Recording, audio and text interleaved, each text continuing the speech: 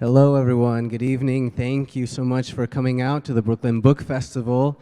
It was a wonderful, lovely day, and so nice to have had it after not being able to do it last year. So thank you for supporting the Brooklyn Book Festival, and I think we're all very excited to be here in conversation with some titans of literature, Joyce Carol Oates and Walter Mosley. Please give them a round of applause.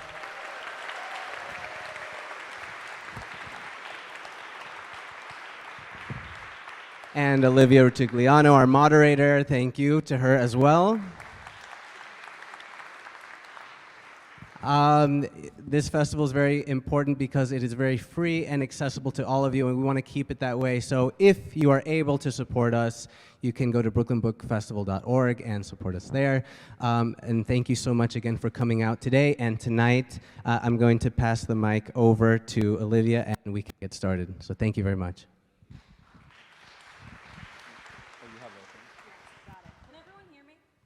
Everyone hear? Well, now you can. I'm going to go like this. You can all hear me now? All right. Good afternoon. I am Olivia Rutigliano, and welcome to the Brooklyn Book Festival. Before we begin, I'd like to let you know that books by the authors in this program can be purchased from the Center for Fiction at the back of the church, where these authors will also be signing the books immediately following the program. Authors, at the conclusion of this program, please go directly to your signing tables. At the conclusion of this program, we ask everyone to leave their seats so that the next audience can be seated. Actually, as I'm saying this is the last panel. Stay as long as you want. Yeah, that's great. All right. I am very, very excited to be here with you tonight to be speaking with Joyce Carol Oates and Walter Mosley. They do not need an introduction, but I'm going to give them one anyway. Joyce Carol Oates is the recipient of the National Humanities Medal, the National Book Critics Circle Ivan Standroff Life Achievement Award, the National Book Award, and the 2019 Jerusalem Prize for Lifetime Achievement, and has been nominated several times for the Pulitzer Prize. She has written some of the most enduring fiction of our time, including the national bestsellers We Were the Mulvaneys, Blonde, and the New York Times bestseller The Falls, which won the 2005 Prix Femina. Her recent publication is Zero Sum, a collection of short stories. Walter Mosley's nearly 60 books include the upcoming novel Touched, which comes out on October 10th, nonfiction, memoirs, plays, and so many works of fiction I am so amazed. Several of his books have been adapted for film and TV, including Devil in a Blue Dress, Always Outnumbered, Always Outgunned, and The Last Days of Ptolemy Gray. He was a writer and an executive producer on the FX show Snowfall, and his honors include the O. Henry Award, the MWA's Grand Master Award, Edgar Awards, and a Grammy Award, as well as a PEN America's Lifetime Achievement Award, the Robert Kirsch Award from the Los Angeles Times Festival of Books, and the Distinguished Contribution to American Letters Award from the National Book Foundation. Thank you for coming. Have a good day. No, anyway. Before we begin, is there anything you would like to say about your upcoming books, or shall I launch into the questions? Launch. I'm okay. Preparing for launch. So Walter Mosley, seated here on my right, has 2 books out this year. Every Man a King, which came out earlier, and Touched, which is out on October 10th. This is evidence of your prolific output. I have a very simple question to start, which is, how do you get it all done?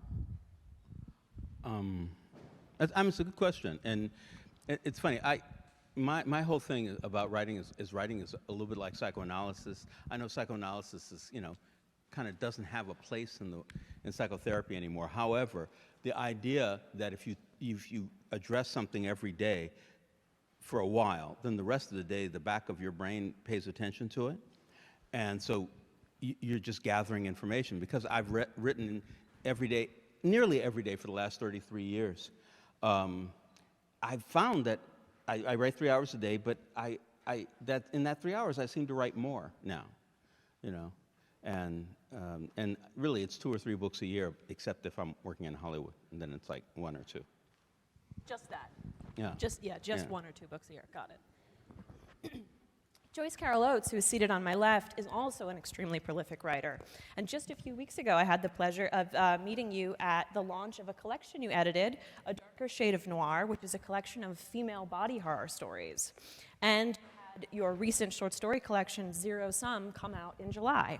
I'd like to ask you the same question. How do you get it all done and juggle all these different texts that you're outputting? Well, what Walter said is actually quite interesting, and I think it's true for me too.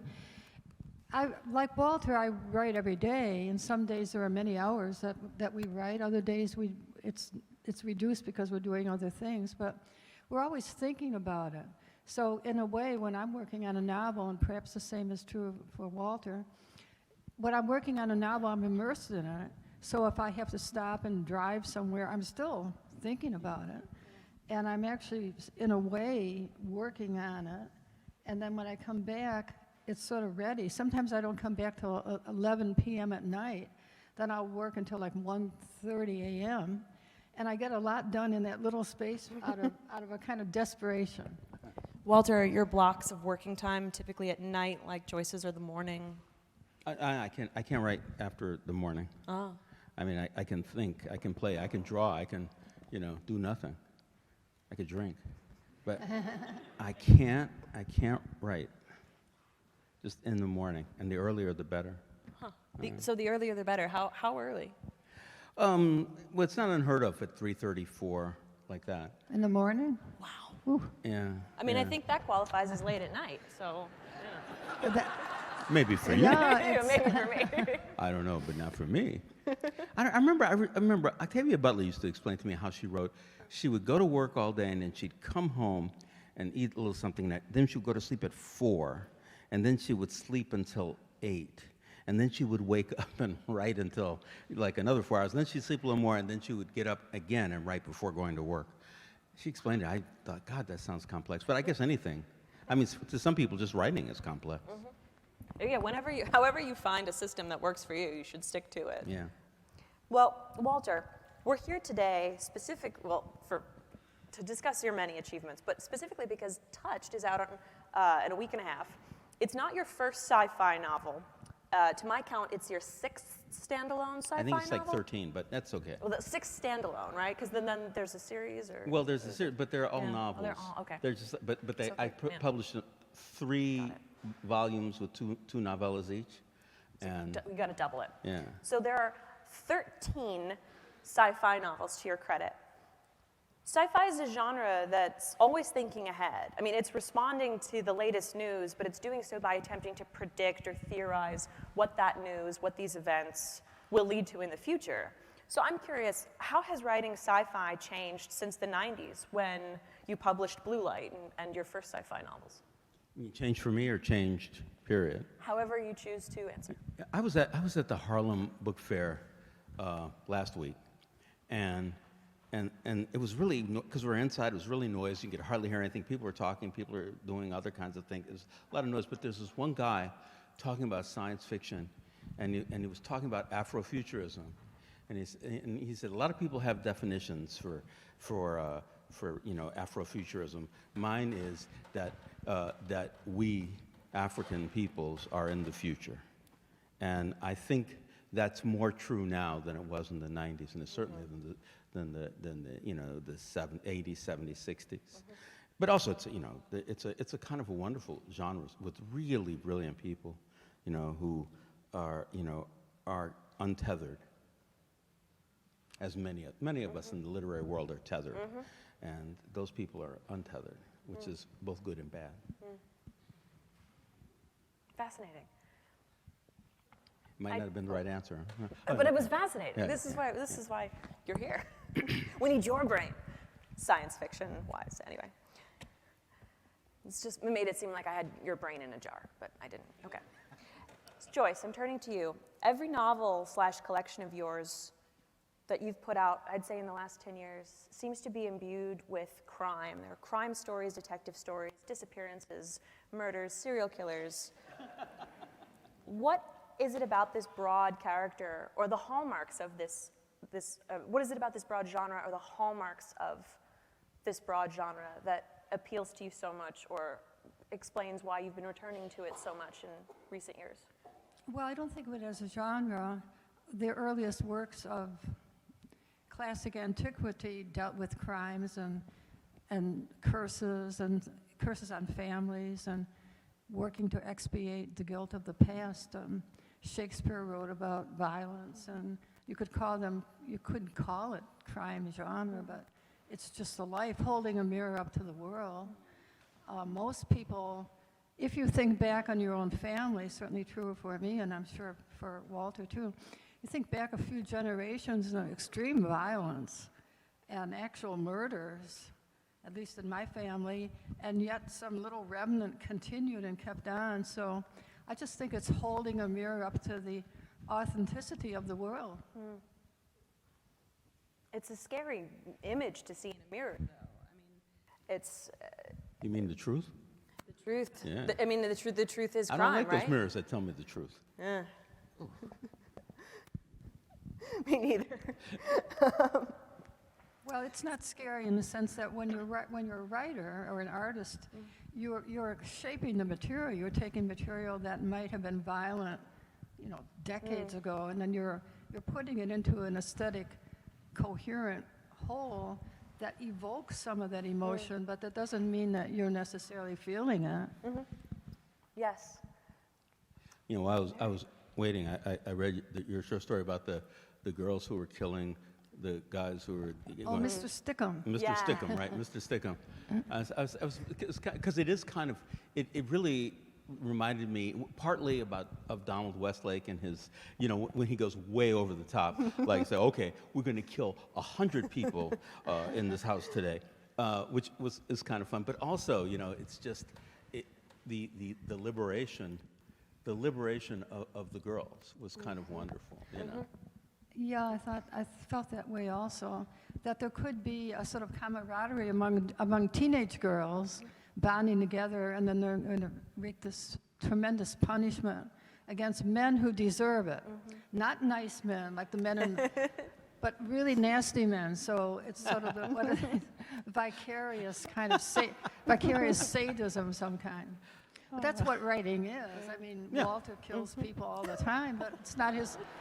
He's innocent. He's innocent. I was having lots of, in your television writers' rooms, like, it's like everybody has to agree, which is ridiculous. But we're mostly black people in a room writing about black crime in Los Angeles in the 80s, but there's always like a person in the room saying, well, are we going to kill another black man? Are we going to kill black men? And I said, it's a black crime story with only black people. Who else are we going to kill? I mean, it was so funny. But I understand that political side, Like even when reading about those girls, I was, well, these girls are murdering these guys, I mean. But they deserved it. Exactly. You could kill some black people that actually turn out to be white. Yeah, right. They're really white. Yeah. Yeah, that's one thing that'll never happen. But okay. Well, you can make it happen. We're writing a sci-fi story right here, right now, all together. But to go back to the thing you said earlier about holding up a mirror to society and that being and crime being the truth that we're seeing in the mirror.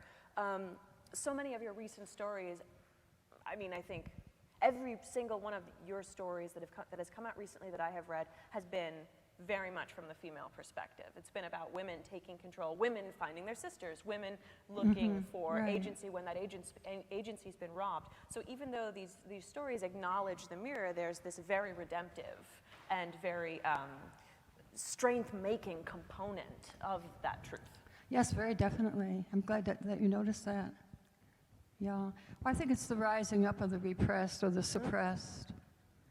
And holding a mirror up to reality is actually entails selection, because reality is too bloody. It's just chaotic, like you couldn't deal with all the deaths and injustice in America, so you have to just select a very few. this is taking me to a question that I did not prepare to ask at this moment, but I think it's a great transition. Walter, you've spoken before about the importance of Black hero characters in fiction, of which literature has been traditionally bereft. In Western literature, these characters have been deliberately excluded. In this story, in Touched, you've created not only a Black hero character, but you've created a Black hero character who is the antidote to humanity, literally. Could you speak more about that? Yeah. I thought you were going to say, because the main character, has another character that's living inside of him, his ideal self, who he hates, and the ideal self comes out when he needs it, but also maybe comes out to have sex with his wife and stuff like that. So he's upset about it, but there's nothing he could do. The notion of this novel is that at the moment of the Big Bang, when everything is very close, all the matter of the universe is very close, supposedly. At that moment, there are these beings who cross over from the last iteration of the universe, and they make some judgments. And their most recent judgment is that the chromosome is bad, and that it needs to be either neutered or eradicated. And these beings have given 107 humans and other creatures various powers that they can use to change, to either get rid of people, or all animals, not just people, all creatures, or to make it so they won't do bad things. And that's it. He's a hero, but he's also on that razor's edge of maybe destroying everything. Or possibly fixing everything. Could I ask a question of Walter? Please. Walter, I would be interested. Do you alternate between writing in a surreal, visionary way and then writing like social realism? Do you do you don't do it simultaneously, but. I'm not, it's really hard to because when you're writing, you're making up these worlds, right? And the act of making it up all seems like the same to me, though I think that you're right. There's some very surreal things, like when I write the Tempest Tales about, a guy who's when heaven tells him to go to hell, he says no. And because of free will, he doesn't have to go. And so everything is turned on its head. The universe is in jeopardy, But it's still for me, it's still a guy, It's still the same sort of imaginative creation. Well, I don't really feel that way about my own writing. It's sort of a pendulum swing. I really love realism, and there's a poetry in just the real. James Joyce felt that. Just listing street names and geographical names, it's beautiful. But then after a while, I want to go to the other side. It could be the Gothic or the surreal, the world of visionary prophecy. It's sort of like the antithesis of that real world. And I was just wondering whether other writers had that pendulum swing back and forth. Kind of like Mr. Stickham. He's real, but he's not. Well, the girls are real. It's like a real high school, and they're really like in a cafeteria, but then something springs out of it. But I've actually written a novel that no one's ever heard of called Hazards of Time Travel, which is a science fiction novel set in the future, and it was sort of like the extrapolation of things that were happening at that time. It's just a few years ago. I really thought that we'd be living in like a Big Brother society with surveillance cameras, just more like 1984. And then after that, the Trump election came along, that campaign, which was is retrogressive in every way, taking us back to another era of racism and tremendous jingoism. It sort of went the other way, that there was a person running for president bringing out all the worst in people as a personality. Whereas what I had envisioned, it was going to be like a Big Brother, that like a committee, you never saw them, an authoritarian state. So I was actually very surprised that we would have that retrogressive move in 2016. Yes, in which the sort of evil in the authority is highly visible. Not only highly visible, but completely ubiquitous. But But it could go back. It could be, we could have Big Brother. Yeah, like a panoptic. In 10 years. Yeah. But it was a cult, it still is a cult of unique personality. And I just thought maybe we were in a different world now, more sanitized or more controlled. And so, I mean, I wasn't right about it. And perhaps maybe it would be worse to have the 1984 because you don't see the enemy. There is no Big Brother. I mean, it's just sort of a logo. May I ask if there's a way one day Hazards of Time Travel will make it to the rest of us? Oh, it was published several years ago. It was published. She's just saying nobody bought Why it. did you say no one read? I wouldn't. Oh my gosh. I guess because I didn't know it was published. Well, if you didn't know it was published, then, you know. It wasn't. That was, Then it certainly wasn't. well, it had a quiet, the launch was sort of quiet. Everyone in this room had better pick up a copy. We are here for the resurgence of the Hazards of Time Travel. Oh, that's embarrassing. Your mission, should you choose to accept it. And yes, and the next time we all reconvene, we will discuss that. But mine now was very different from Walter's because his is very visionary. We're talking about these, you know, universal things and prophecy and so forth. Mine was extrapolating from the world that we're living in, where there was a government that just cut back on everything so that public parks were shut down, toxic wastelands where you used to play, you know, and people in their houses. So mine was not science fiction in the sense of going into that future world that we associate with science fiction. That's why it didn't sell. It was actually realism. We're about to change all that. We are about to change all that. I want to take a second to go back to Zero Sum, the short story collection that just came out in July. I'm so interested by the fact that the whole organizing principle of that collection is the game theory concept of zero sum, which I'm sure we all know what it is, but I'll provide a brief definition because I wrote it down. Zero sum is a situation in which the gain of one side is equal to the loss of the other. And so I'm curious, how did you think about organizing the stories in such a way that the situations you described, some of which are extremely dangerous and high stakes and terrifying, made them sort of quantifiable in this way, in this sense of gains and losses being equivalent? Well, it's a very interesting concept, I think, and everybody may have an opinion about it. That is life a zero-sum game? Are there elements of life like human relations within a family or the love parents have for their children? Some situations I think are not zero-sum games. There are people who don't care about winning. They'll say, you can win, you know, I'll give my life to you. Many parents would say that about their children.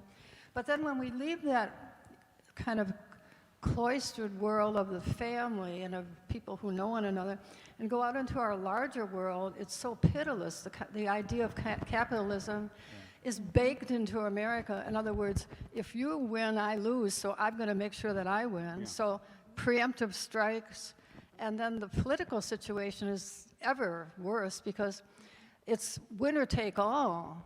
It used to be that if one party won, there would still be compromise and there would be respect for the, you know, the constituents of the other party. Now it's sort of like total war. If one side wins, they're just going to almost dehumanize a whole element of our population. Walter, it sounded like you might have a response. Well, no, I was just thinking, zero sum is interesting because, you know, even chess isn't necessarily a zero sum game because you could tie. Right, you know, I don't know. That means does everybody have everything or nobody have anything? You know, but I mean, it doesn't matter though. But capitalism itself is based on. I was talking like years and years and years ago to Derek Walcott, and he was saying that, you know, the trouble with the world today is delayed adolescence. That's the trouble. And I was like thinking, and it's so true, like, you know, if you're not a delayed adolescent, the grandmother on the, you know, 18th floor, you're not going to kick them out of their apartment because, you know, they're old and they can't pay the rent. But if you are the late adolescent, get that bitch out of there. I need the money, you know. And that becomes the thing. The idea is the people who win keep winning and keep get making, and the other people, the people who have any kind of humanity to them, they're going to keep losing. Not all at once, but slowly, over time. And that's it is the situation we're in, and it is because of capitalism. I know even my friends at The Nation tell me I shouldn't be mentioning capitalism so much, but the truth is, it's a thing. It exists, and it's the one true artificial intelligence that governs our life. And then to add to that, when you have a diminishing environment that's nourishing and ever more shrinkage, then you have territoriality, so that makes it really, really fierce competition. Yeah. No, anyway. No, I mean, what you've described seems to be the very essence of noir, but in a way it's also the very essence of science fiction, which is sort of my next question for you. What are the overlaps you've observed between the two genres that make it easy to, or not easy, but possible for you to write both of them so frequently? It's so hard, because I understand genre is a sales thing. I read mystery, so I buy, or I don't read mystery. I read romance, so I buy but can you write a mystery without a romance? Can you write a book without a mystery? All of that is just, I really, this is a crazy answer, but I was watching a Matlock episode. And Matlock, he's the lawyer, and he gets everybody out, and he's kind of, homespun. But anyway, at one point, this guy comes up to him, and he says, look, I want you to help my wife. They're blaming her for my murder. So, well, you're not dead. He says, yeah, I am. And he's a ghost. Like, there's all these shows, but they just put a ghost right in the middle of Matlock. And I'm like, wow, man, that is so cool, So I'm interested in the other thing, because we're always living in science fiction. Every time somebody invents something and puts it out there and it changes our lives, that's science fiction, right? Totally. Yeah. Exactly.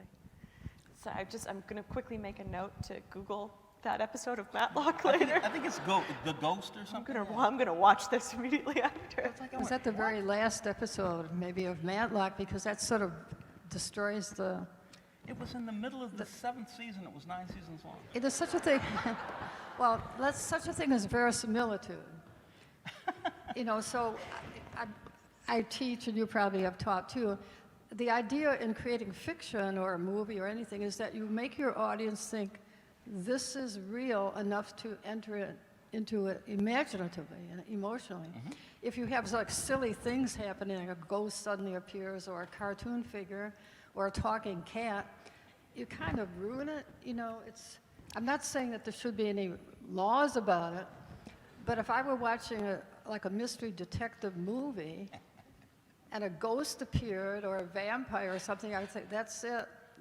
It's sort of turning into meta, like parody or something else. Like the Hush episode of Buffy the Vampire Slayer, the musical episode of Scrubs, where there's something that presents itself as the account of a place and a time, and then all of a sudden... But you can be really happy, because people have gotten so sophisticated about television. You can be really happy that they got away with it. You say, wow, man, yeah, it's a musical. It's Buffy, but it's a musical. Right. It's like, I don't know. I know. Like, I don't know. I'm a television guy. I've been watching I'm an only child. My mother's an only child. My father was an orphan. My parents didn't really want to talk to me. Oh. And so, when I was 7 years old, they bought me a television. Oh. And they put me in that room, and they closed the door, and I just watched television. What does Homer Simpson says? My mother let me watch television when I was a kid, and I turned out TV. Oh. That's so sad in a way, though. It is. But I love them. Yeah. You love them and you love TV. So I am TV. Yeah. I am TV. Well, I met a very famous, I'm not going to say what his name is, stand-up comedian And I was saying how much I liked his work. He's really so funny. And he said that he had been an orphan. He was adopted then, and he always felt he had to entertain. He was particularly his mother, make his mother laugh. And he put his finger right on the pulse of that energy. Yeah. And so in a way, though it was sad in the beginning, you've harvested so much from it, you've overcompensated. I mean, you had an unusually successful career because of that beginning. So that's something to rejoice about. Might as well. Joyce and rejoice. Thank you so much for laughing at that. Oh my God. Have you read The Third Policeman? Flann O'Brien, Third Policeman? I haven't. I 'Cause, you know, want to, though. Because I was just thinking, because you were talking about Joyce, and I like Joyce but O'Brien is just amazing. Flann O'Brien's amazing. And he wrote this thing called The Third Policeman. I just remembered the main character in it is a ghost, but you don't know it till the end. Oh. Why would you say that? No. It's a good book. Okay. All right. It's a good book. People can tell you what happened in books. It doesn't matter. You say, well, I'm not going to read Dickens because I know the ending. You know, no, it's okay. Well, in case anyone is keeping a list, we do have a syllabus that has arisen from this talk, which includes a fascinating episode of Matlock and a novel called The Third Policeman and the Joyce Carol Oates novel, The Hazards of Time Travel. So just in case you're keeping track. For next year, yeah. Yeah, exactly. I'd actually love to ask you some questions about TV, because not only have your works been adapted for film and TV, but you've also worked yourself in writers' rooms and given us, Snowfall and Ptolemy Gray and so many fantastic TV shows. I have a question, though, from the novelist side of you. What's it like seeing a story of yours being adapted into a movie versus a TV show? Are there things that feel more right to you in the adaptation process? Are there things that are surprising when a story of yours that is discreetly page numbered gets turned into 6 episodes, say? You know, the difference between movies and television shows, it used to be that movies were much, much better. And now they're much, much worse. And television shows are much, much better. Like, if you can get a 6 or 8 episode limited series based on a novel, you can do amazing things. You know, I mean, it's really, and people are willing to, to do that. But if I had my choice, I was so happy to be on strike. I wrote 1.5 novels in that 5 months.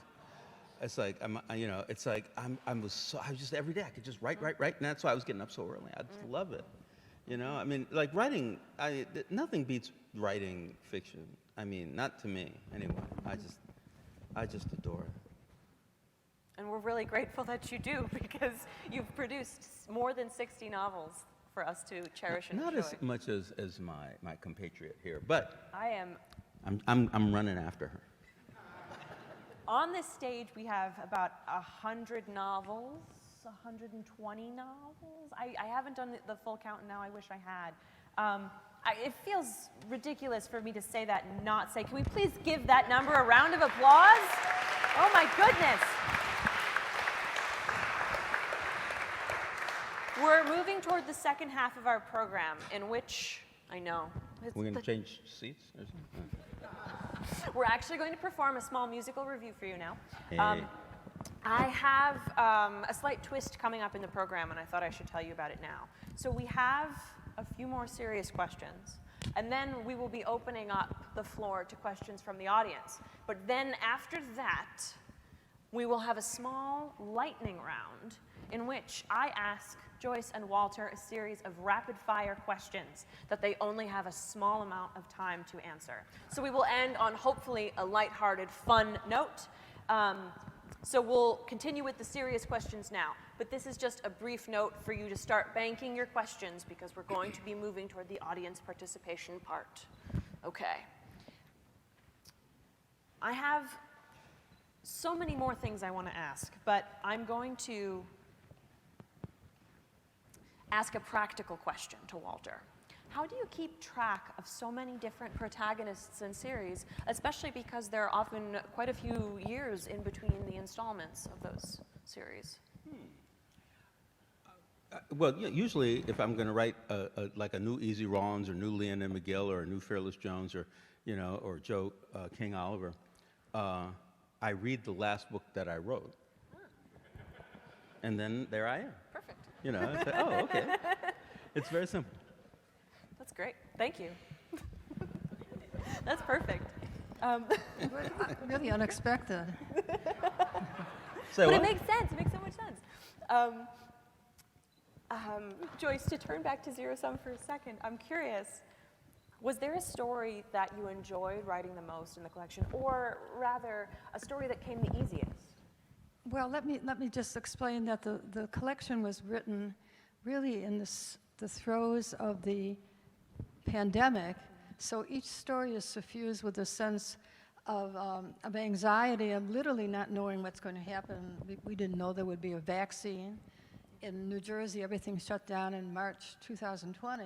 Our universities shut down, our schools, and we were sort of quarantined. So I wrote the novel Babysitter during that time, and also most of these stories.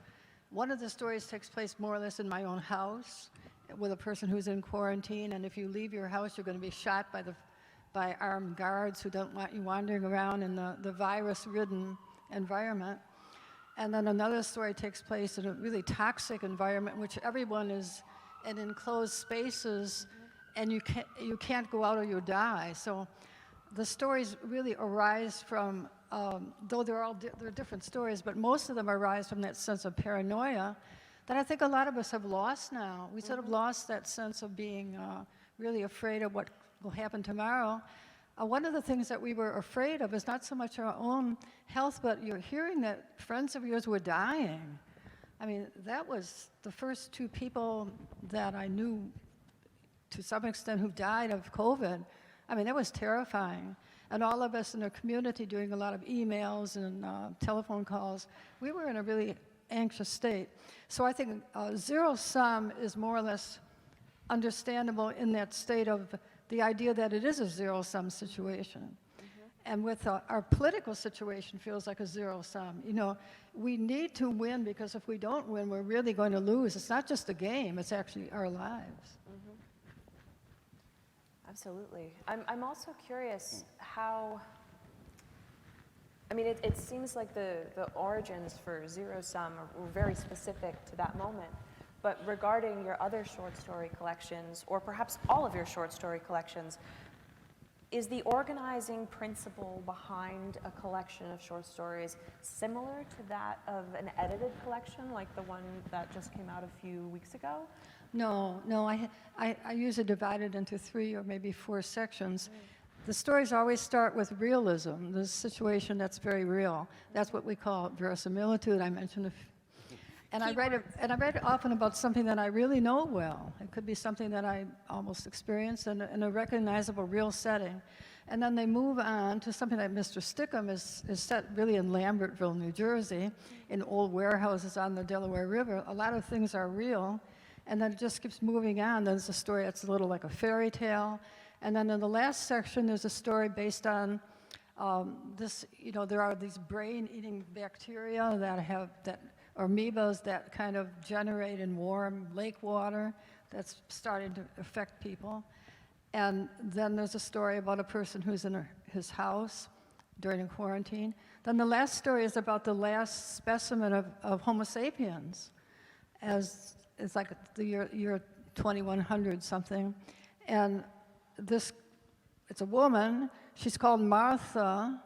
Some of you know that the last passenger pigeon was Martha, a female passenger pigeon. There were millions or even billions of passenger pigeons, and men shot them all. Literally, they killed them all. There was just one passenger pigeon left they called Martha, and then she died. So the character in my novel is Martha. She's the last human being, and then AI devices have taken over. Not that they particularly wanted to, but there was nobody else there. And so the very last question in the collection is how are you going to vote? Because there's a referendum to keep her alive or to let her go. It all depends on your vote. That's the last, and I really mean that. And also, it's not too late. It's not the year 2100, actually. It's a different time, so we do have a chance. And now you have a chance to ask your questions.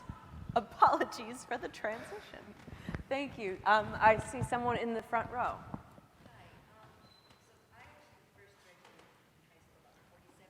Wait, I'm so sorry. I'm just going to say, can anyone hear the speaker? Okay, we will bring a microphone. Yes. Would you like to come up? And if anyone else has a question, also please feel free to stand at this time and form a queue. Hello, everybody. This is interesting. Hi, can you hear me now? All right. So I first read you in high school over 47 years ago, and I love that book. It was them. But I was wondering, back then, people did not write on computers, typewriters, or longhand.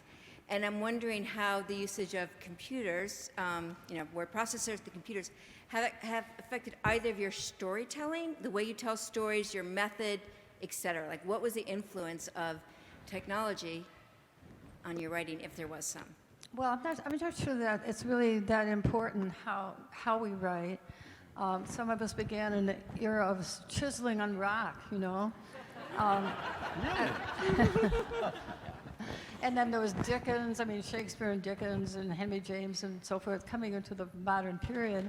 I don't really know that quality has been affected in any way, but I mostly write in longhand. I write long strips of paper in longhand, and then I take it to the laptop. Walter, what do you do? Two things. One, one of the great things about going to City College in New York was they had great teachers. One of them was Edna O'Brien. Oh. Edna was the joint, man, because she wouldn't let you read your stories, but she would read it with that Irish brogue. It was so wonderful. And she would, but Edna wrote by hand, and she would send the handwriting to her typist. And the typist would type up whatever she had, and then they'd send back the thing, and then she would fix that, and it would go back and forth like that. I just thought that was so wonderful, you know. I have been, for the last 47 years at least, I was trying to figure it out. I think it's right. Since then, I've been a computer programmer. I was a computer programmer the first 15, 16 years of my working life. And so I've never really worked with pencil and paper other than in school when I hated it. And so I've always done work with computers. So, you know, like I'm always typing onto a screen. But I like everything but typewriters, of course, because typewriters, if you write, Christmas, if you write Xmas instead of Christmas and you have to change it, you have to change every page going on, So I hate that, but anything else, I love computers. I love writing by hand, I love a recording. I always when I'm writing a novel, somewhere around the 15th or 16th, pass, I read it out loud into a recorder. I want to say tape recorder, but that's not true anymore. I read into a recorder and listen to it because it's so important for me to hear it. It's not true for all writers, but. Thank you. Please, sir. Thank you both so much for your work and for being here in this wonderful dialogue. I am an educator, English professor. I also host a TV show on education, the arts, and social change. And education, art, social change. So my question is, what is the connection between literature, let's say, in the humanities, and our democracy? In terms of whether in schools or on TV. It seems like we don't see much culture represented on TV these days as we once did, but also in schools, how they're taking the humanities out and everybody's a business major today. Is there a connection in your mind between literature and the humanities and in terms of our democracy? This is something that you rarely hear spoken about. Well, I can try to answer that initially, then Walter can kind of respond. I think that poetry, music, art, literature of any kind philosophy is sort of the soul, the spirit of a people. And so you go to that realm to see what values are in life and what you really care about. And the beauty, sheer beauty without any practical significance, let's say, which you find in music and poetry, it makes our lives enhanced and gives us reasons to live. If everything is just making money, there's a point at which you would probably just all want to commit suicide. I mean, what's the point? You know, like there's no point except making the money every day. Universities who offer courses in humanities offer courses in being human. So my students, when they're talking about literature or their own writing, I hear they're really talking about ethics and morality. They're talking about things that have to do with the human psyche, not just talking about craft or something very limited, but they're talking about being human. Yeah, that's the external thing. I think that's really important. It's like Dickens and, debtor's prison. I mean, Dickens ended debtor's prison. I mean, it was wild. I mean, we're just writing about it, and he was the most important writer in the world. And they said, we got to get rid of that debtor's prison. I think that Dickens was talking about. I didn't know that was happening. But for me, it's a very internal thing, because I can't really worry about what somebody might or might not think, and I don't want to tell them what to think or not think. I do know that the people who love Donald Trump are having the same problems as all the people over on my side of the fence. We have the same problems. And so lately, I've been writing, like in my last Joe Oliver novel, he's helping this white supremacist because he's been falsely accused of things and thrown into prison because he's actually given up his stint as a white supremacist. And if I can just keep writing that and keep thinking that, when I was in Atlanta shooting the Last Days of Ptolemy Gray, that 6-episode thing, this white guy, this is me, man. Going to be in the South, having white people walk up to you is a problem. Not that I even believe in the existence of white people, but still. He believed it, so, So he walks up to me, he's a strong guy, tattoos, and he's working in the crew. He said, hey, man, I hear you work on Snowfall. And I said, yeah, like that? Like, not much. And he went, that's the truth. And I was like, damn, you know what I mean? So I think there's all kinds of stuff happening. And there's all this kind of stuff potentially happening. But where we have to make it happen is in ourselves. And even as a writer, that's what I'm doing. I'm making it happen in myself, the stories I write, and the things I work on. I mean, that's not a good answer, but it's the best I got. Great answer. Thank you both so much. Thank you. Hello. Hello, this is from Mr. Mosley. Could you talk about some of your upcoming projects, including if there will be an upcoming Leonard McGill? And also, how do you determine when you want to start a new series? So does anything ever start as a standalone that you then add on to, or do you know from the onset that it'll be a series? I never know anything. I'm starting to work, and I go, okay, I'm doing this now. And, the Joe King Oliver wasn't going to be a series, but now it is. And I have an Easy Rawlins novel coming out. I have an Archibald Lawless Anarchist at Large novel coming out, and then probably another Joe Oliver. So Leonid I'm working on it as a series though. So Okay. So maybe, and I think MGM wants it. So we'll see. How can we help make that happen? Thank you. Is there a petition? Yeah, send a letter to MGM. Yeah. We'll do it. Thank you so much. Thank you. Yes. I had a question for both authors. Mr. Mosley, obviously you spend, in addition to your fiction, you spent quite a bit of time writing for TV and film, and Ms. Oates, you've had a long career in teaching. And I would think at this stage of your careers, neither of you has to do that other thing for the money. And so I'm just wondering if you could talk a little bit about your choices of how do you spend your time, and any kind of tensions or benefits, that come along with that? Well, I have been a teacher for a long time. The teaching and meeting with young people, and sometimes we're not so young, but people sharing a common interest in literature is just a pleasure. So the teaching for me is more like a social or intellectual activity with other people, whereas the writing is usually generated first I'm alone, I'm walking, or I do a lot of running and walking, thinking, and then I go to my desk and all the things that are not terribly interesting to talk about. But it's very solitary, so it's like the antithesis of being with other people.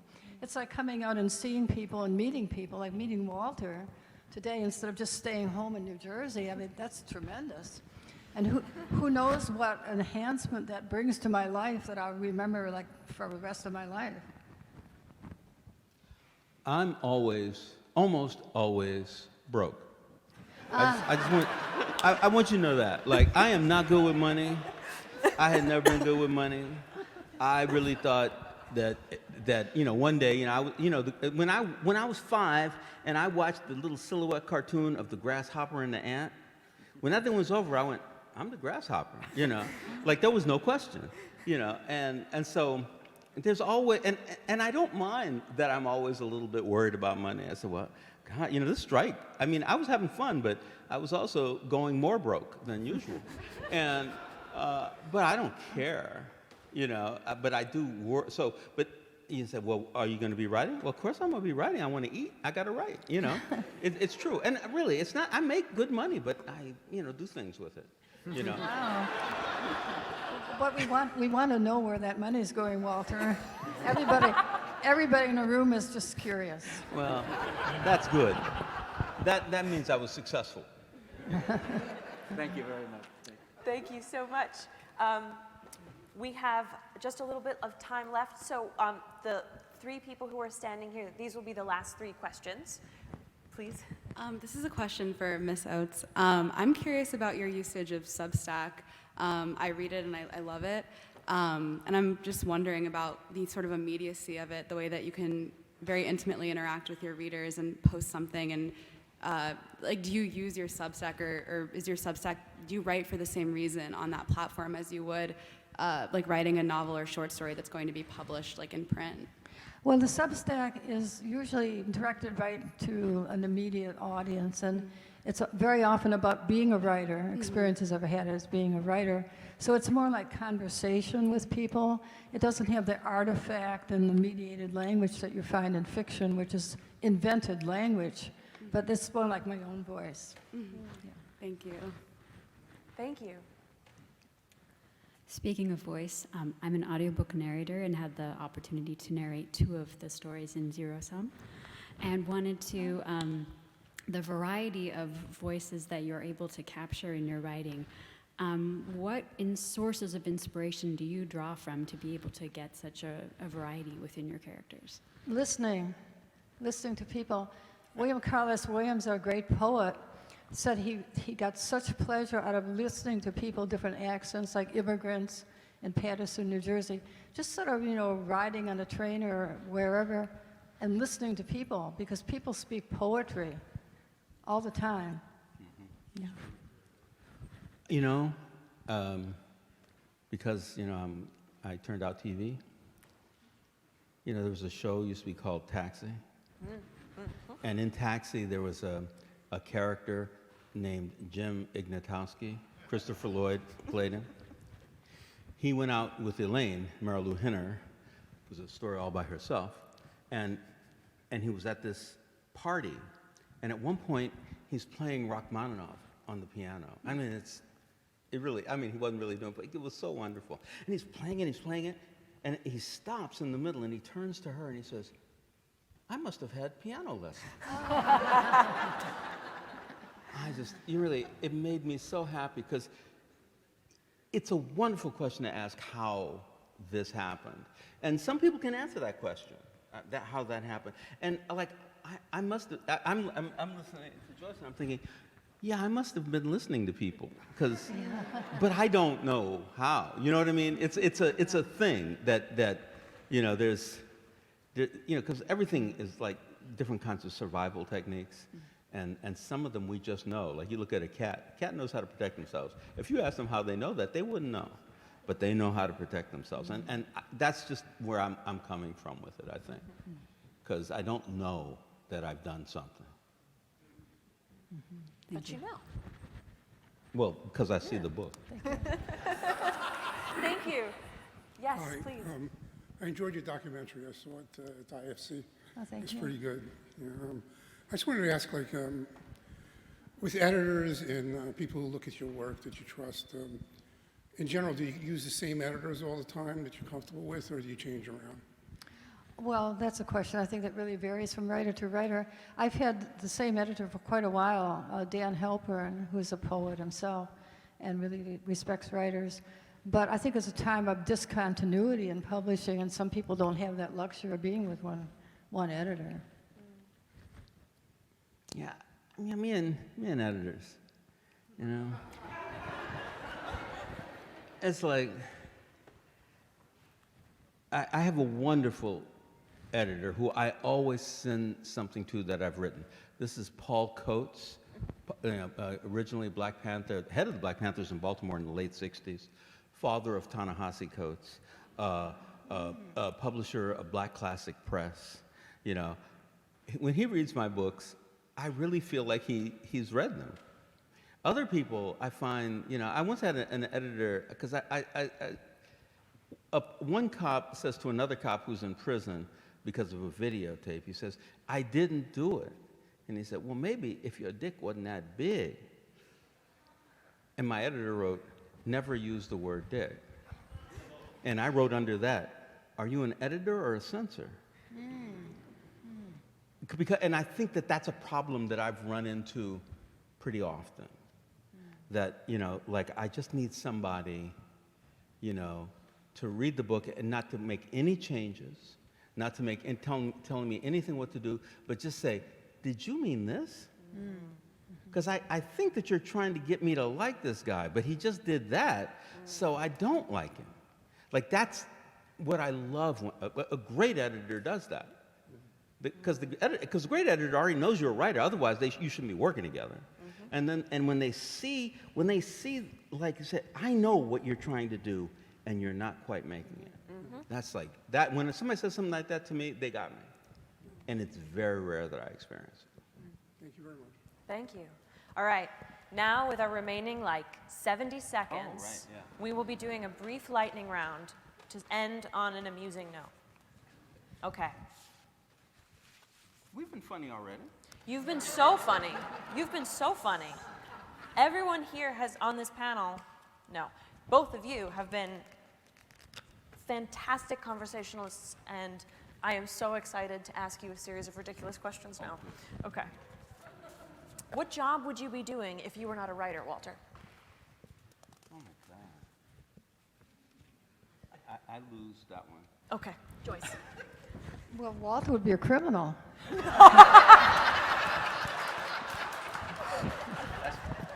Walter would be a detective. Oh, okay. Well, I guess I didn't even think of Walter being a detective. It's more fun. It's more fun to do the crime and the detective. You know. What would your job be, Joyce? Well, I'm a teacher. Okay. So. Teacher. Excellent. All right. Joyce, you have to spend the rest of your writing career writing sequels to one of your previous books. Which is it? Oh, I'm really up against the wall trying to think of that. Maybe Blonde. I could do more Marilyn Monroe. Very cool. Outtakes. Okay, Walter. You have to pick a series never to write another installment of again. Which is it? Oh my God, I want to answer her question. You could do that too. You could do it too. Because I don't know if anybody knows my books, but I would say I would do Killing Johnny Fry. Yeah. Cool. That would be fun. And now your question. Oh. You can never touch it again. Well, you know, R.L.'s Dream. Okay. R.L.'s Dream. All right, this one's for Walter. Which of your detective or detective-adjacent characters would you like to be in a crime-solving duo with? Wow. Fearless Jones. Cool. Yeah. Fearless totally. Jones. Me too. Yeah. Joyce, which book of someone else's do you wish you had written? Oh, Ulysses. Oh, cool.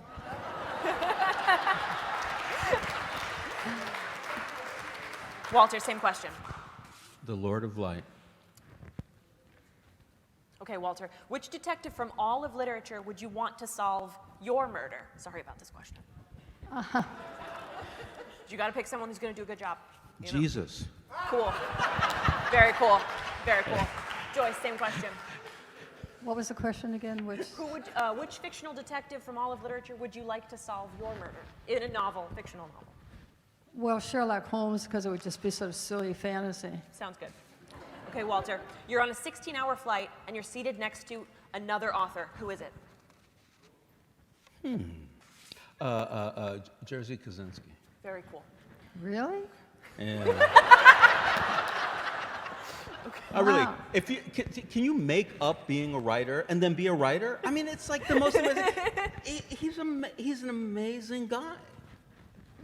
He made it up, but then it was true, and people didn't like him for it. I just love that. Cool. Joyce, one of your fictional characters comes alive for 24 hours. Who is it? Again, I can say Marilyn Monroe. She was my fictitious character, and it would be lovely to see her. Okay, great. Same question. I want to see Marilyn Monroe too. Ah, Yeah.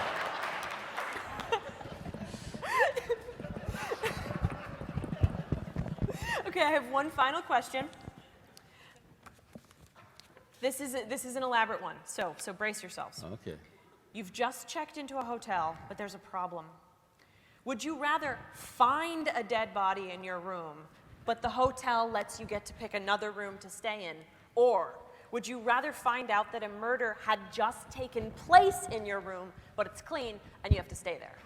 Walter goes first.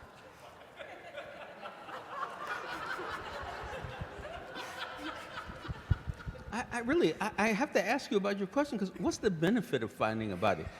Is it covered in gold bars or something? That's the question. Like, what is the benefit of finding? Some people want to see a dead body. So, Oh no, I didn't. as I know. found out on previous panels from asking that exact same question to distinguished authors. I'll stay in the hotel. They don't have to make me stay. I'll just stay in the room. Joyce? do I get a choice who the dead body is? Yes. Who's the dead body? Who's the dead body? You know, I'm not going to say because we're all thinking the same thing. I think And that's just- fair. Thank you for coming, everyone. Thank you. Thank you to Walter Mosley and Joyce Carol Oates. Thank you very much.